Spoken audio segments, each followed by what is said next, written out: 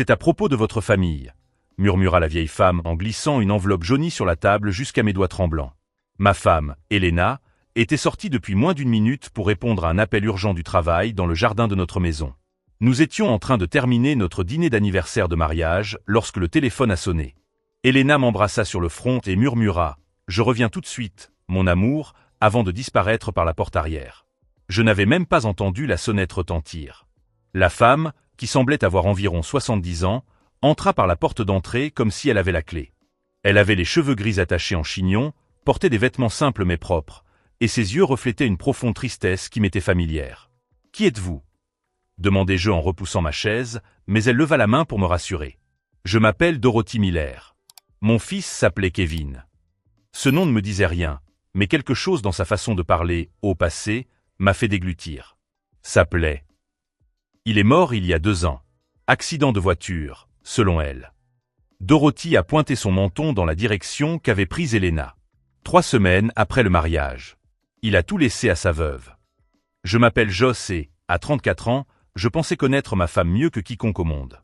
Elena Rodriguez, architecte à succès, au sourire qui illuminait n'importe quelle pièce, une femme qui m'avait conquis par son intelligence et son apparente vulnérabilité après un divorce difficile. Nous nous sommes rencontrés dans un café près de mon cabinet comptable. Elle a renversé du café sur ma chemise et a insisté pour payer le nettoyage. 3 mois plus tard, nous vivions ensemble. 6 mois plus tard, nous étions mariés.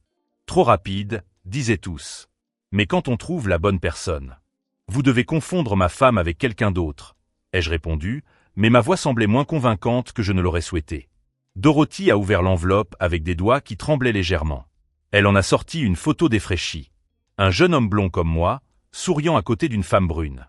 Une femme identique à Elena. Cette photo a été prise 2 semaines avant la mort de mon Kevin. Dorothy retourna la photo. Au dos, une écriture que je reconnus immédiatement. Pour toujours, ta Elena. Le sang se glaça dans mes veines. La même écriture que sur les cartes d'anniversaire qu'elle m'écrivait. La même signature que sur les documents que nous signions ensemble. Kevin a laissé une maison, une voiture et un compte épargne considérable, a poursuivi Dorothy. Tout était à son nom, mais elle a convaincu mon fils de faire un testament, lui laissant tout au cas où il lui arriverait quelque chose. Mes mains ont commencé à transpirer. Au cours des derniers mois, Elena avait insisté pour que je mette à jour mon testament. Nous sommes mariés maintenant, Joss. C'est normal entre couples. J'avais accepté. Après tout, je n'avais pas de famille proche. Mes parents étaient morts dans un accident quand j'avais 25 ans. Elena était tout ce que j'avais. Et Elena le savait. Pourquoi me racontez-vous cela? Ai-je demandé, même si une partie de moi connaissait déjà la réponse. Parce que Kevin n'était pas le premier. Dorothy a posé d'autres photos sur la table. Et vous ne serez pas le dernier. Si cette histoire vous touche autant qu'elle m'a touché ce soir-là, n'oubliez pas de vous abonner à la chaîne pour découvrir comment cette révélation dévastatrice allait devenir le tournant de ma vie. J'ai entendu les pas d'Elena revenir dans le couloir. Dorothy s'est levée rapidement, rangeant les photos, mais en laissant une sur mes genoux. Appartement 312, immeuble Riverside. Demain à 21h, murmura-t-elle avant de disparaître par la même porte par laquelle elle était entrée. Quand Elena revint, souriante et s'excusant de l'interruption, elle me trouva assis seul à table, le regard perdu dans le vide.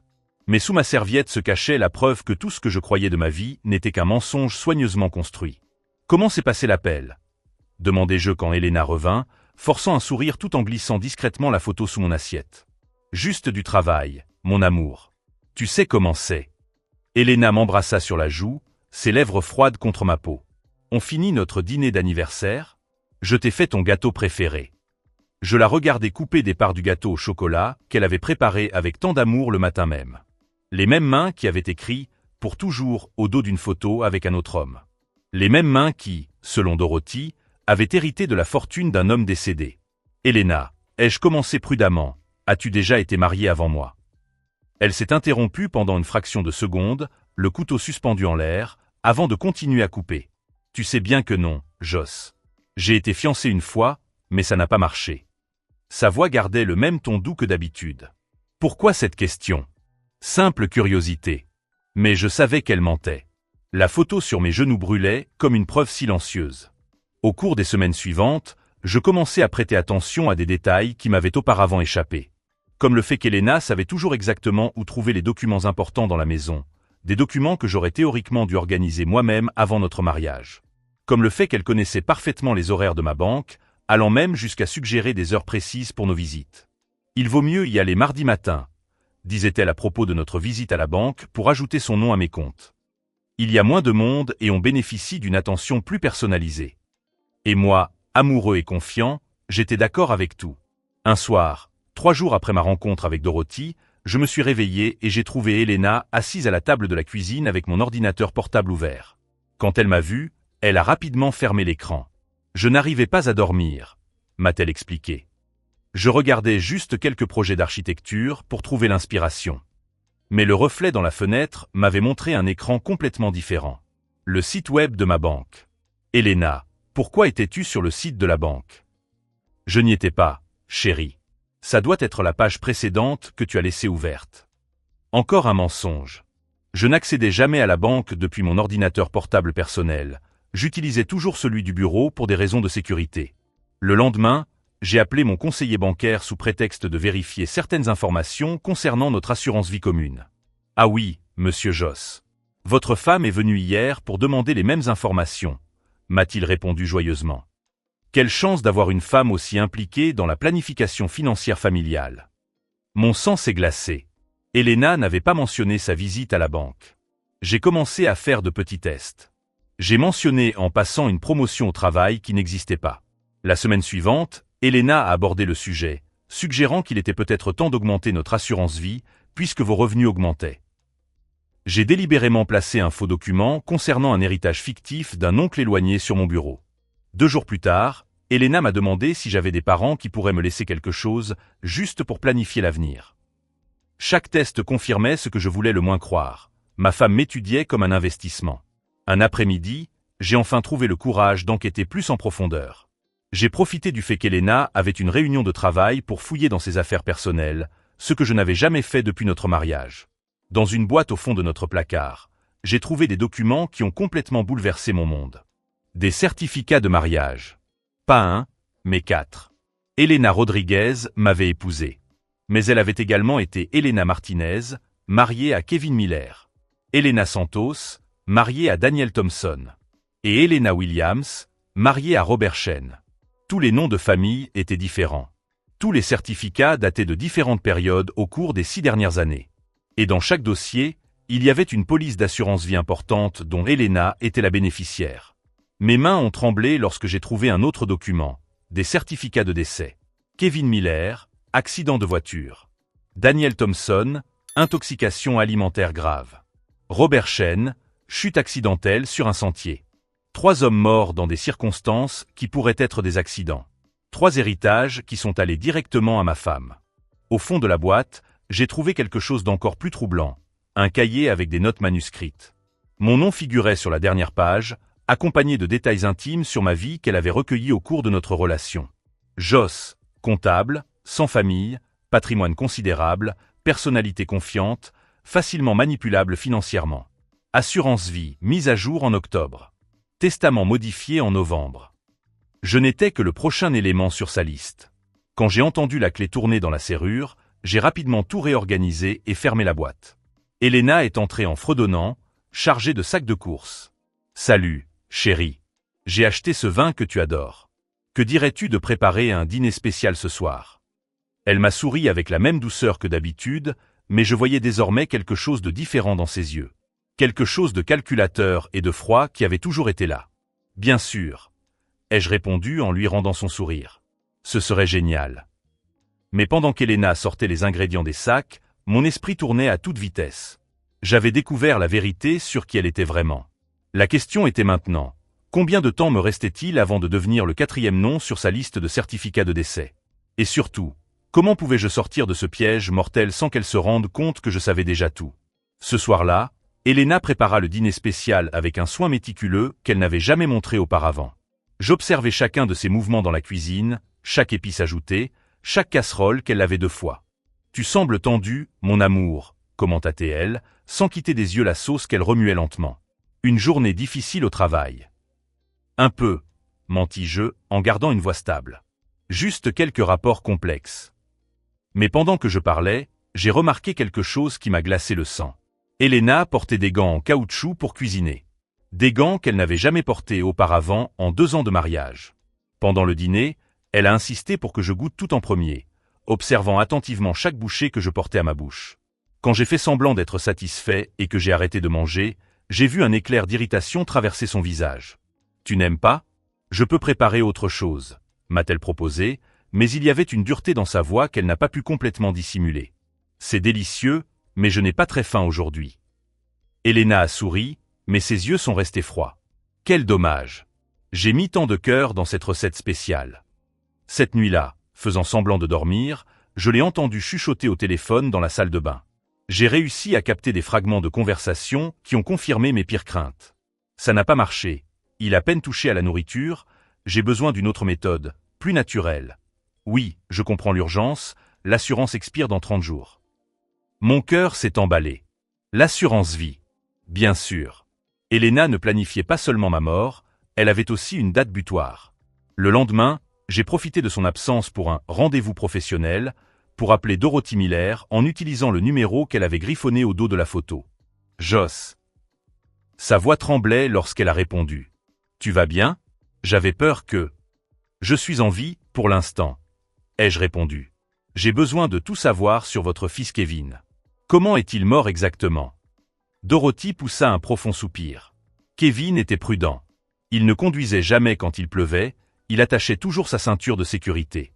Mais ce jour-là, Elena a insisté pour qu'il aille chercher des médicaments pour son terrible mal de tête à la pharmacie de l'autre côté de la ville. Et alors? Sa voiture a quitté la route dans un virage qu'il connaissait depuis son adolescence. Les experts ont dit qu'il avait pris une dose excessive de médicaments contre la douleur, ce qui l'avait rendu somnole. Elena a tellement pleuré à l'enterrement, disant qu'elle se sentait coupable de lui avoir demandé de sortir par ce temps orageux. La même Elena qui, la semaine dernière, m'avait conseillé de prendre quelque chose pour mes maux de tête causés par le stress au travail. La même qui m'avait suggéré une pharmacie spécifique qui avait les meilleurs médicaments naturels. Dorothy, j'ai besoin de rencontrer les familles des autres hommes. Daniel Thompson et Robert Shen. Tu es en contact avec eux? Robert Shen, sa sœur, Lisa, vit toujours en ville. Elle n'a jamais cru à la version officielle de sa mort. Mais Daniel Thompson, personne ne s'est vraiment posé de questions. Il n'avait pas de famille proche. Tu peux organiser un rendez-vous avec Lisa Shen. Je peux essayer. Mais Joss, la voix de Dorothy est devenue pressante. S'il te plaît, sois prudent. Elena elle est différente. Quand elle découvrira que tu sais quelque chose. La ligne resta silencieuse pendant un moment avant que Dorothy ne murmure. Kevin a essayé de me dire quelque chose la dernière fois que nous avons parlé. Il m'a dit qu'Elena posait des questions étranges sur notre famille, notre maison, si j'avais un testament. Il m'a dit qu'elle voulait connaître tous nos voisins, notre routine. Un frisson me parcourut l'échine. Elena m'avait posé les mêmes questions sur ma vie, mes habitudes, mon travail.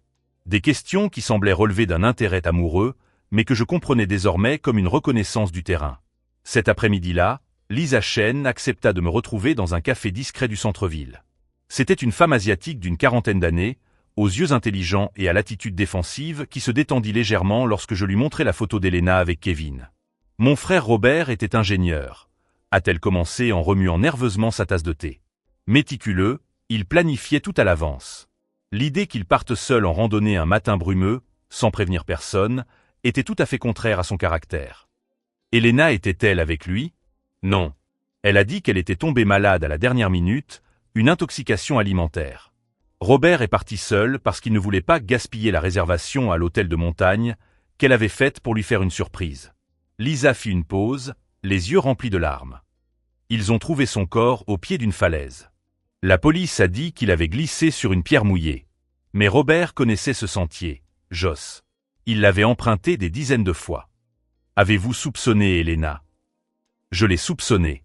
Mais elle était dévastée, inconsolable. Et Lisa hésita. Elle était enceinte. Mon sang se glaça. Enceinte? C'est du moins ce qu'elle disait. Après les funérailles, elle a dit qu'elle avait perdu le bébé à cause du stress. Nous n'avons jamais vu de documents médicaux.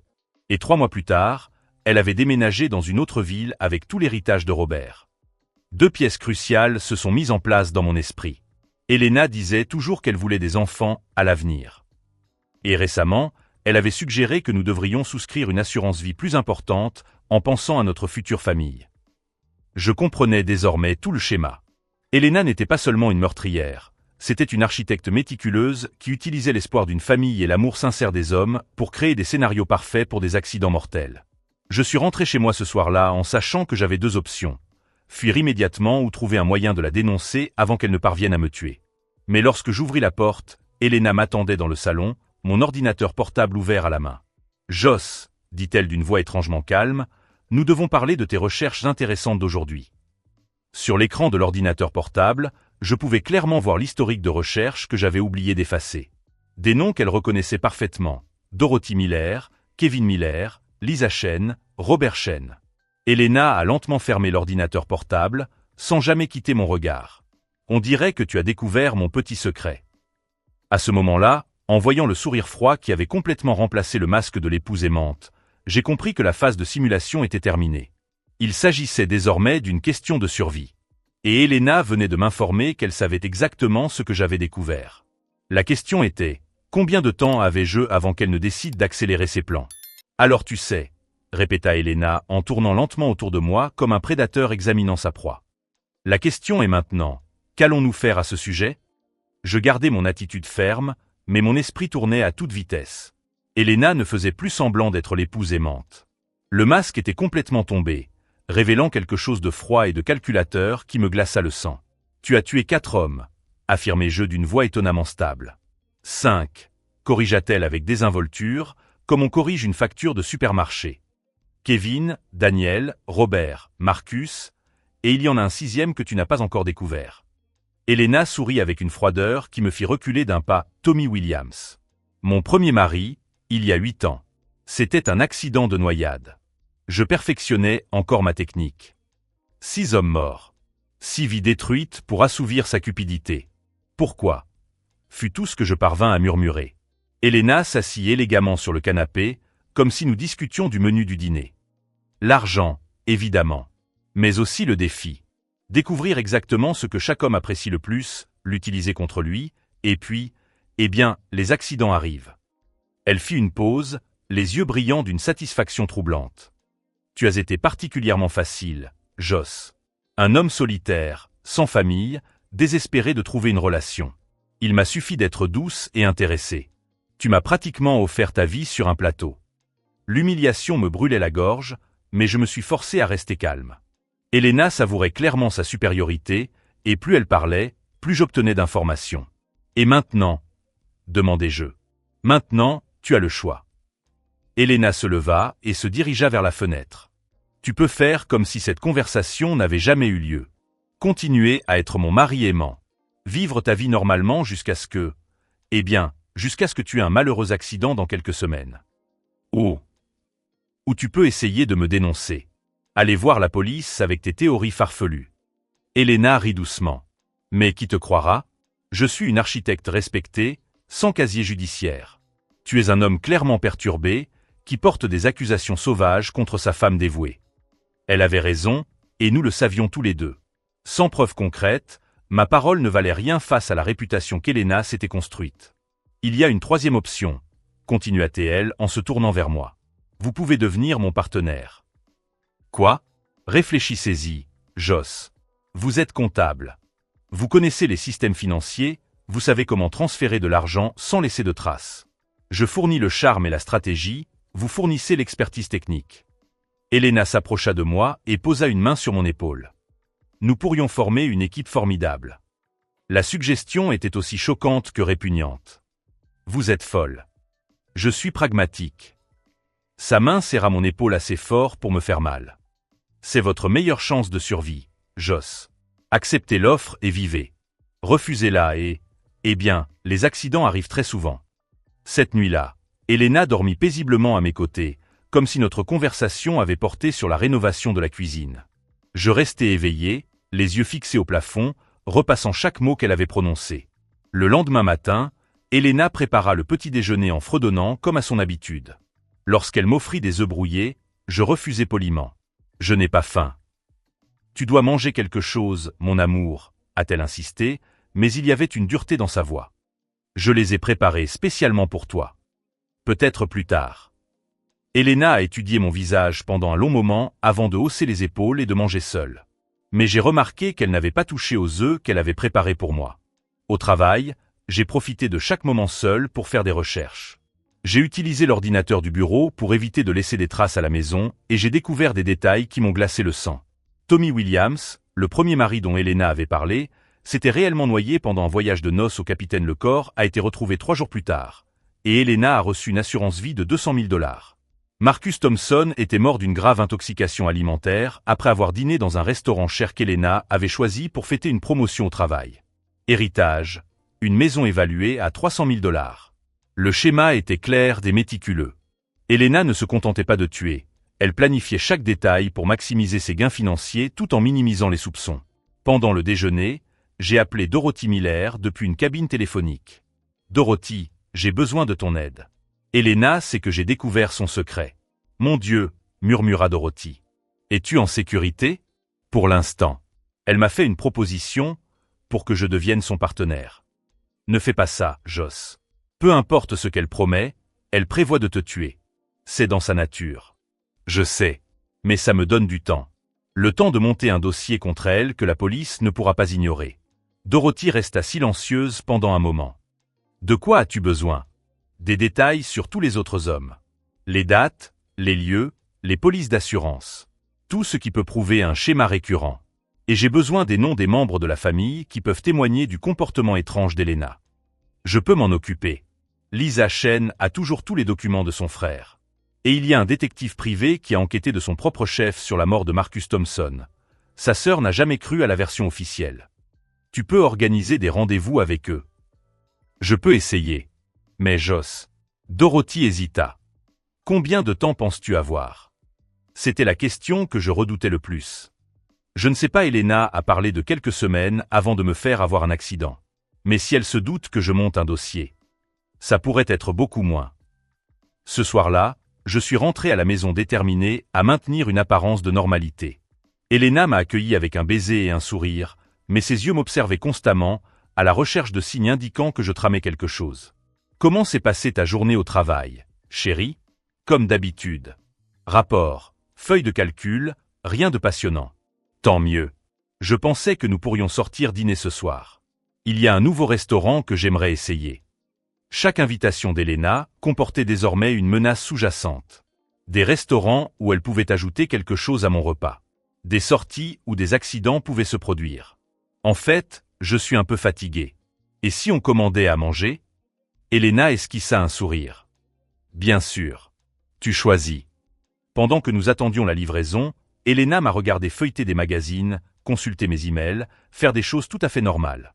Mais chacun de ses gestes était calculé pour me rappeler sa présence, son contrôle sur la situation.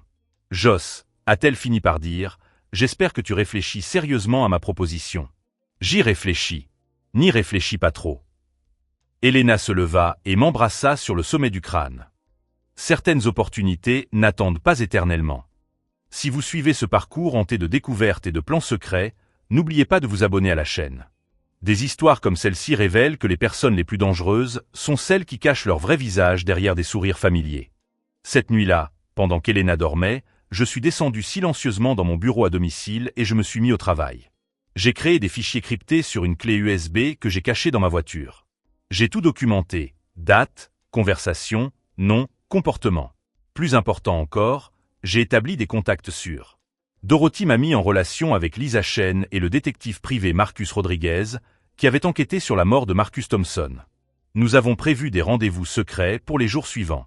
Le plan prenait forme. Il ne s'agissait pas seulement de dénoncer Elena, mais de monter un dossier si solide que ni sa réputation ni ses relations ne pourraient la protéger.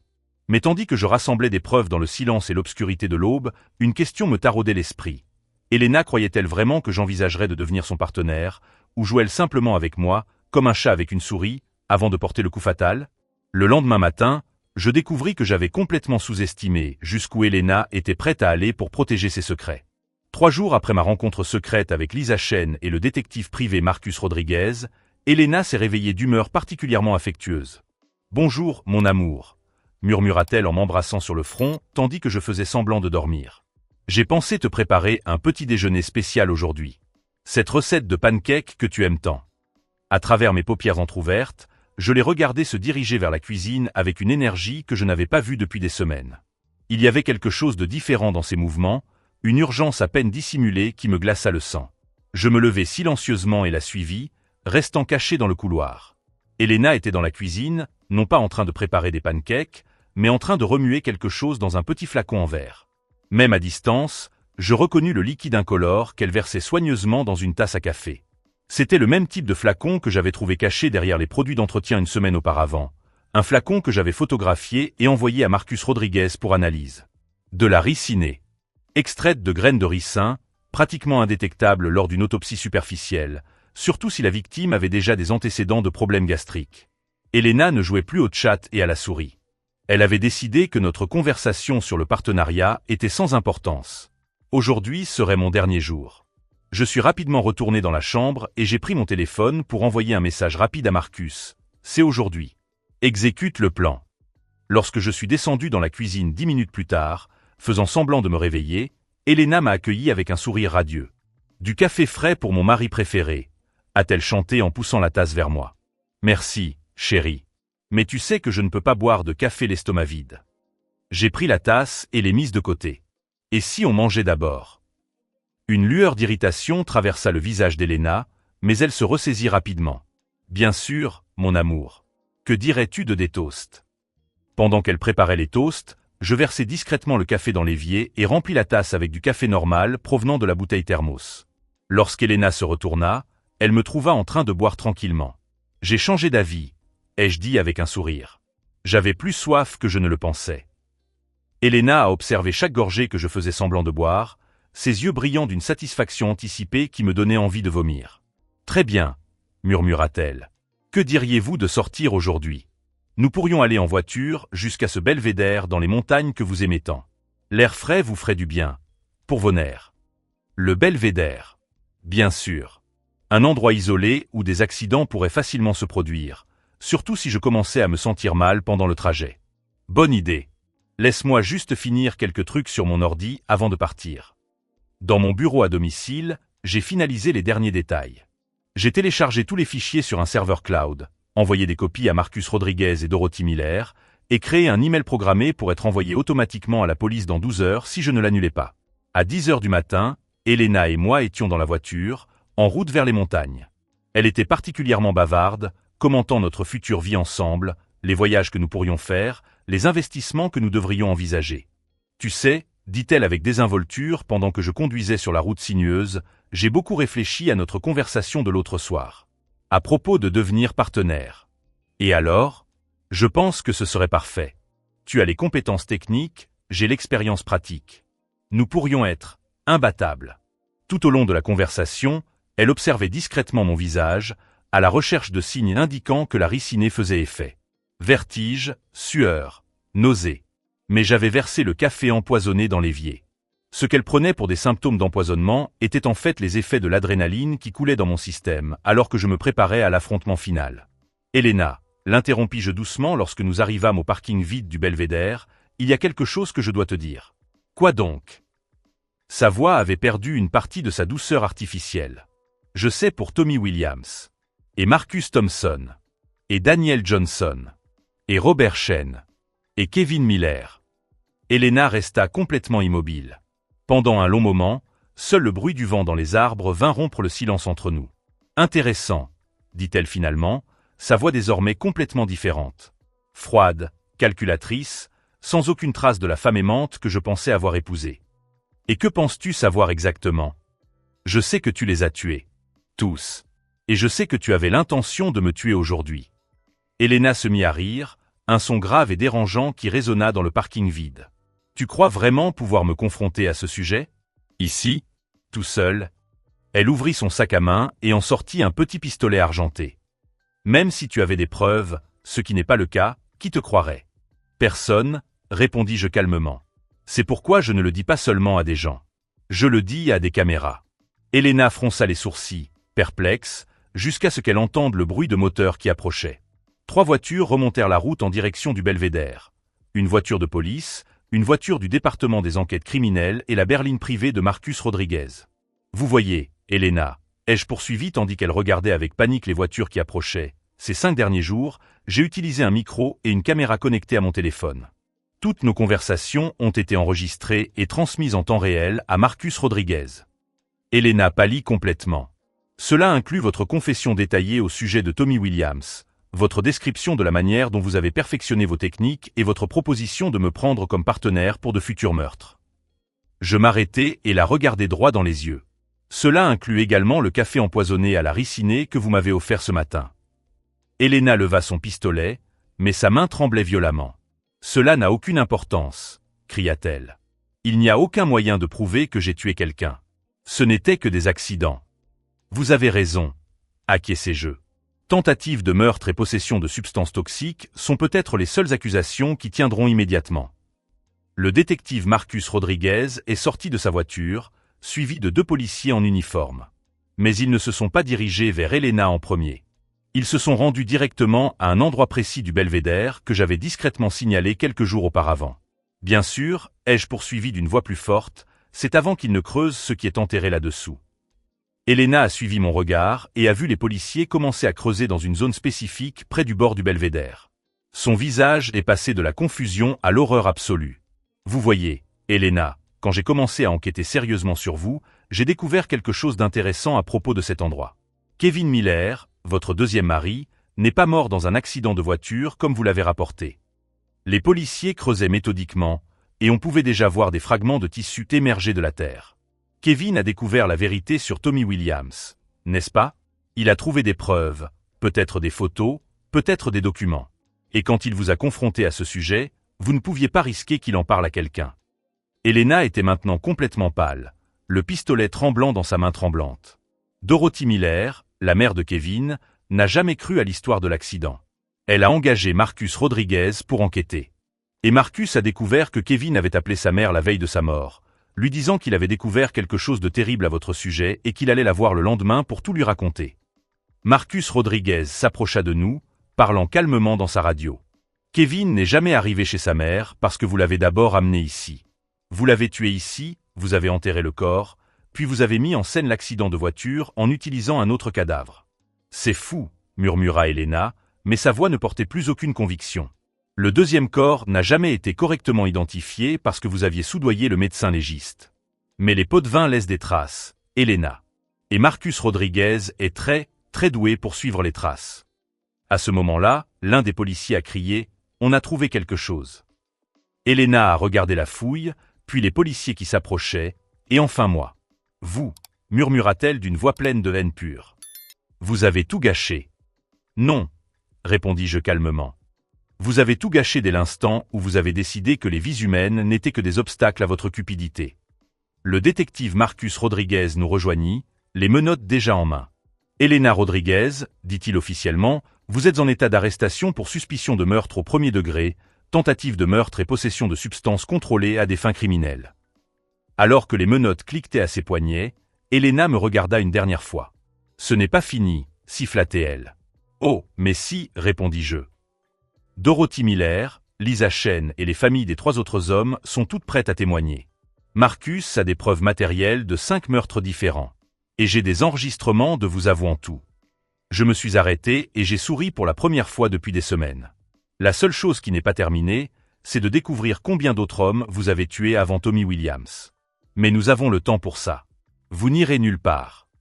Alors qu'Elena était mise dans la voiture de police, criant des menaces et des dénégations, Marcus Rodriguez s'est approché de moi. « Comment vous sentez-vous » m'a-t-il demandé. J'ai regardé la voiture de police disparaître dans le virage de la route de montagne, emmenant avec elle la femme qui avait été mon épouse, ma meurtrière potentielle et la tueuse en série la plus intelligente que j'avais jamais connue. Comme un homme qui vient de découvrir qu'il peut à nouveau faire confiance à la justice, ai-je répondu. Mais alors que je rentrais seul chez moi, une question me taraudait l'esprit. Combien d'autres Kevins, Daniels, Roberts, Marcus et Tommy existaient, enterrés dans des endroits que seule Elena connaissait? Et surtout, comment pourrais-je vivre en sachant que j'ai failli devenir un nom de plus sur une liste qui ne sera peut-être jamais entièrement découverte? 6 mois plus tard, la salle d'audience était bondée pour le verdict final contre Elena Rodriguez.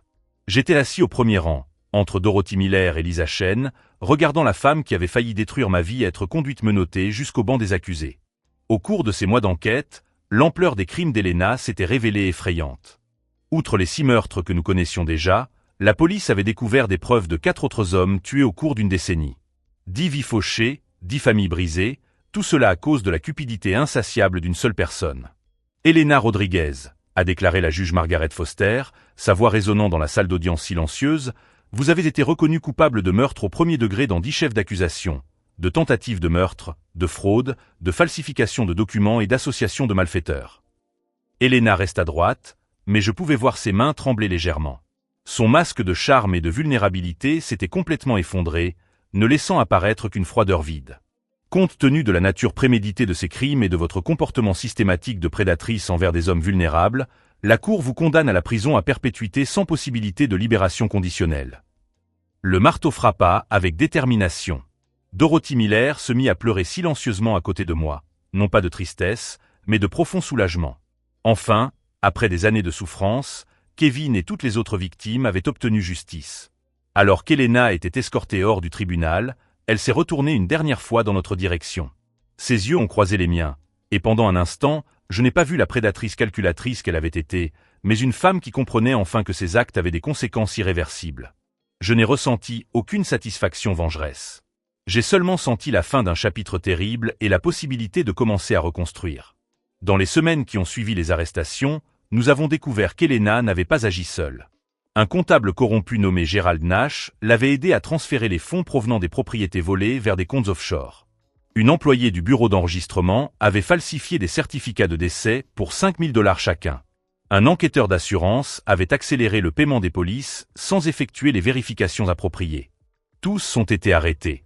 L'ensemble du réseau de corruption mis en place par Elena a été démantelé, laissant derrière lui une série de réformes importantes dans les services d'assurance et d'état civil de la ville.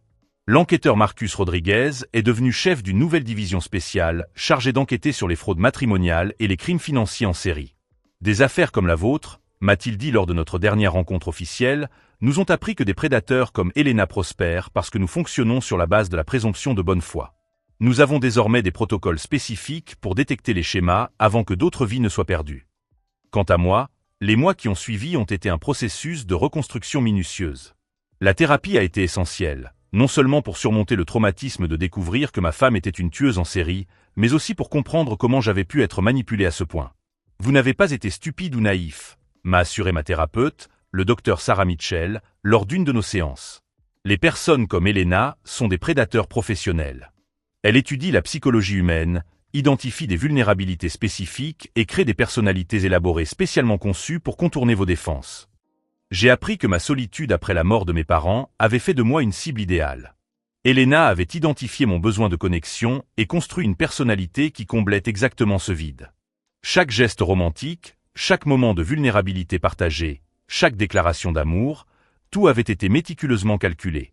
Mais j'ai également appris que reconnaître la manipulation ne minimise pas la force nécessaire pour y échapper.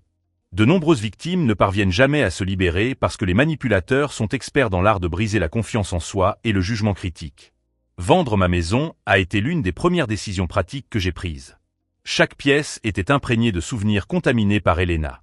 Je me suis donc installé dans un appartement plus petit en centre-ville, un espace qui m'appartenait entièrement, sans fantôme du passé.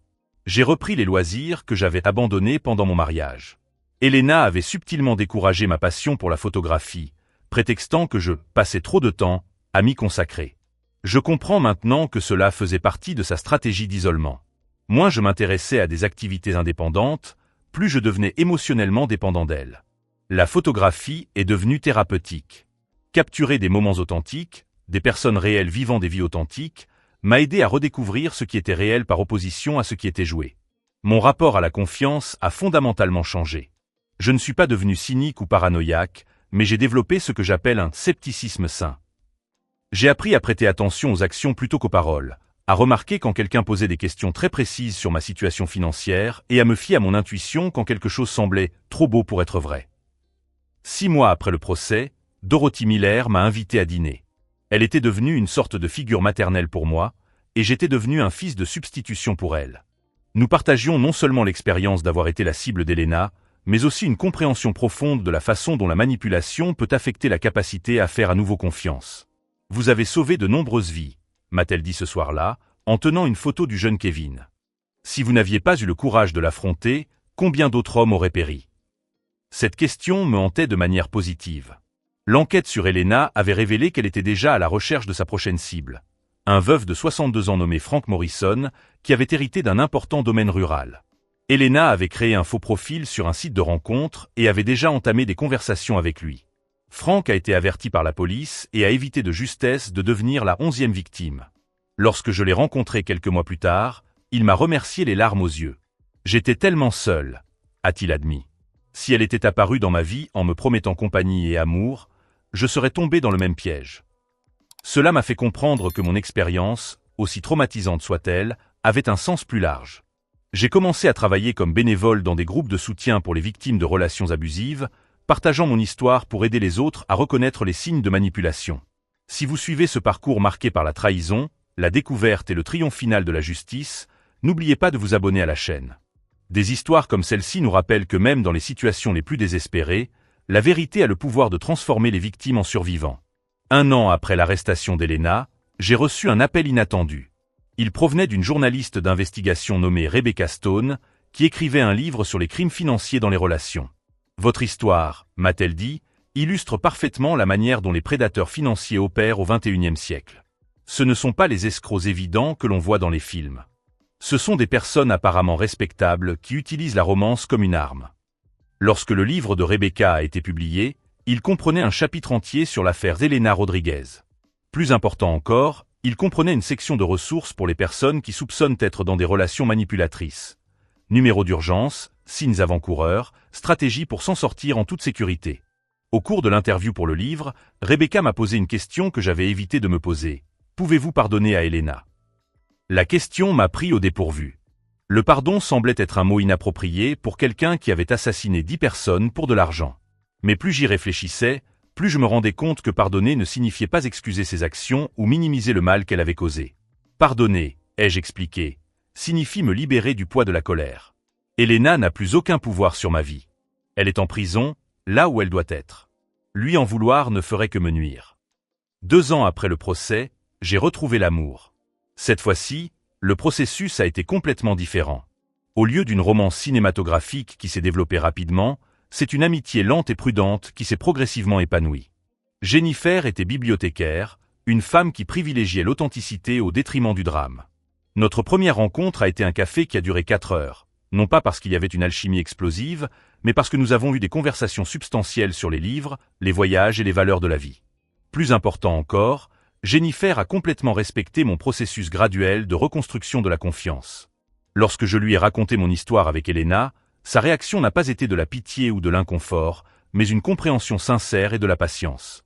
La confiance, m'a-t-elle dit, n'est pas quelque chose que l'on donne ou que l'on ne donne pas. C'est quelque chose qui se construit par la cohérence au fil du temps. Notre relation s'est développée naturellement, sur la base d'une honnêteté mutuelle et d'une communication ouverte. Jennifer ne m'a jamais mis la pression sur les questions financières, n'a jamais suggéré de changements rapides dans notre situation juridique, n'a jamais montré un intérêt excessif pour ma stabilité économique. Lorsque nous avons finalement décidé de nous marier, 3 ans après notre rencontre, c'était avec un contrat prénuptial détaillé, non par méfiance, mais par souci de clarté et de protection mutuelle. Jennifer a suggéré cet accord, comprenant que la transparence financière était essentielle à ma tranquillité d'esprit. Aujourd'hui, 5 ans après l'incarcération d'Elena, je mène une vie à la fois plus prudente et plus authentique qu'auparavant. Cette expérience m'a appris que la vulnérabilité n'est pas une faiblesse, mais que le discernement est un pouvoir. Je reste en contact régulier avec les familles des autres victimes d'Elena.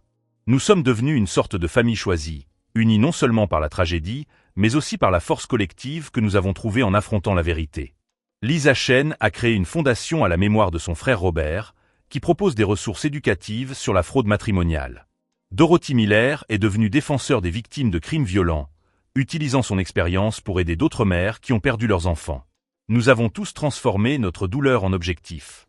La dernière fois que j'ai eu des nouvelles d'Elena, elle purgeait sa peine dans une prison de haute sécurité. Selon certaines informations, elle avait tenté de manipuler d'autres prisonniers et des membres du personnel, mais ses manœuvres étaient désormais reconnues et neutralisées. Elle n'a jamais montré de remords sincères. Même pendant le procès, ses larmes semblaient calculées pour susciter la sympathie. Certaines personnes, ai-je compris, sont fondamentalement incapables d'empathie sincère. Mais cela ne reflète pas la nature humaine en général. Pour chaque Elena Rodriguez dans le monde, il y a des milliers de personnes comme Dorothy Miller, Lisa Chen, Marcus Rodriguez et Jennifer, qui choisissent d'utiliser leur force pour protéger et soutenir les autres. Mon histoire ne se termine pas par la vengeance, mais par la rédemption. Elena a essayé de me réduire à une victime, à un numéro sur sa liste de cibles financières. Au lieu de cela, j'ai découvert que je suis beaucoup plus résilient, intelligent et courageux que je ne l'aurais jamais imaginé. Si cette histoire vous a touché, si vous reconnaissez des signes de manipulation dans votre propre vie, ou si vous appréciez simplement les histoires où la justice l'emporte sur la cruauté, n'hésitez pas à vous abonner à la chaîne. Partagez votre propre expérience dans les commentaires. Parfois, raconter notre vérité est la première étape pour retrouver notre pouvoir. La leçon la plus importante que j'ai apprise n'est pas de me méfier de tout le monde, mais de me faire confiance. De me fier à mon intuition quand quelque chose semble anormal. De me fier à ma capacité à enquêter quand j'ai besoin de la vérité. Et de me fier à ma force pour affronter toute vérité que je découvre. Elena Rodriguez a essayé d'écrire mon histoire comme une tragédie. Au lieu de cela, j'ai découvert que je suis l'auteur de mon propre récit, une histoire non pas de victimisation, mais de survie, de croissance et, finalement, de triomphe. Et c'est une histoire qu'aucun prédateur ne peut réécrire. ¿Eso me servía o no? Bueno.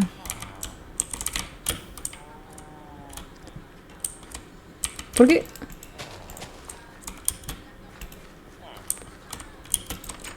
Estoy tratando. Vamos a romper.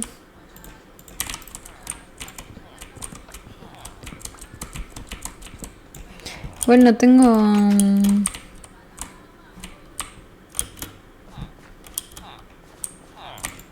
¿Habrá más librería?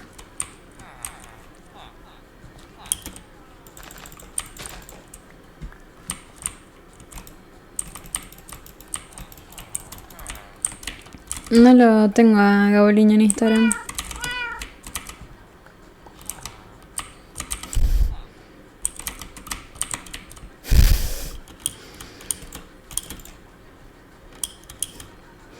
Pero... vale, no me importa.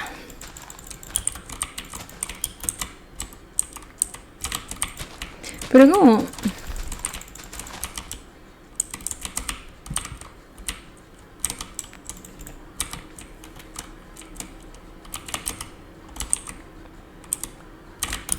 A Bernie lo baneé en mi primer día de hoster. No tiré el oro, ¿lo tiré? ¿Dónde está el oro? Es verdad. Pero bajo...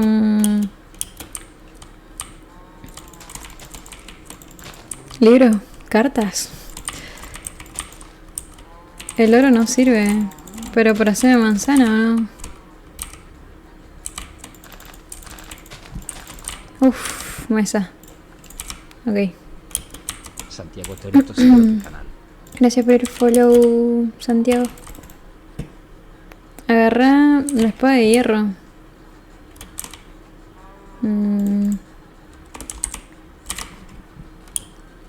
Piso los cultivos. No tengo madera.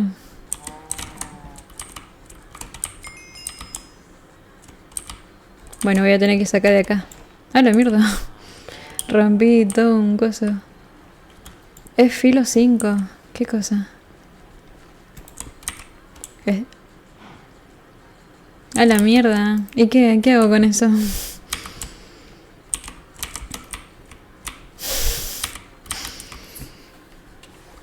Me la pongo. Pero es de hierro. Es algo tipo... ¿Pero por qué tengo tantos discos? Y leche. Ok. Me hago armadura.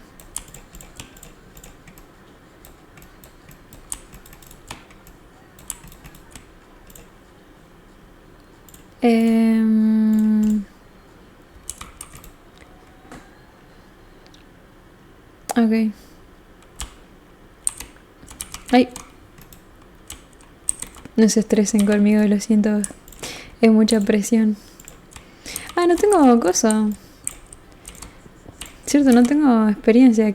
¿Tengo que solamente agarrar flores o qué?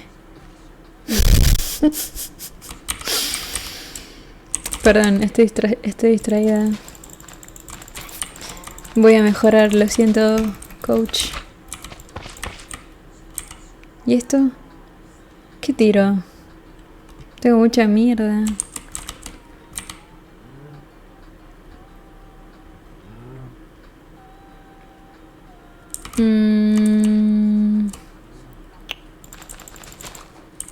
¿Ya sortieron el chancho? No, todavía no. En un rato. Hola, Lais. ¿Qué carajo?